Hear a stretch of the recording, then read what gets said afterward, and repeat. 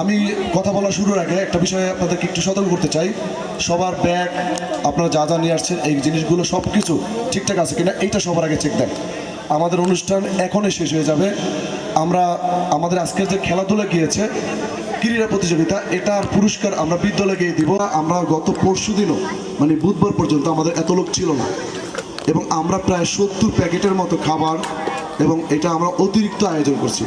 অতিরিক্ত প্রায় 70। আমাদের মনে হয়েছে যে হয়তো অনুষ্ঠানের দিন অল্প কিছু বাড়তে পারে, কত 30টা 40টা, তারপরও আমরা অনেক বেশি করছি বাবুর্চির পরামর্শ নিয়ে। কিন্তু সেটা লাস্ট 2 দিনে এটা অনেক ছাড়ায় গেছে, যার কারণে একটা সমস্যা হয়েছে। তো আমাদের অনুষ্ঠানের মূল ফোকাস ছিল কি আনন্দ করা, করে ফেলছেন। যাই হোক, আমি আমার মতো করে সাধ্য চেষ্টা করছি। তারপরও আমি আসলে আপনারা অভিভাবক, সম্মানিত অভিভাবক, আমি আপনাদের সামান্য পরিমাণে মানে কষ্ট দিতে চাই না।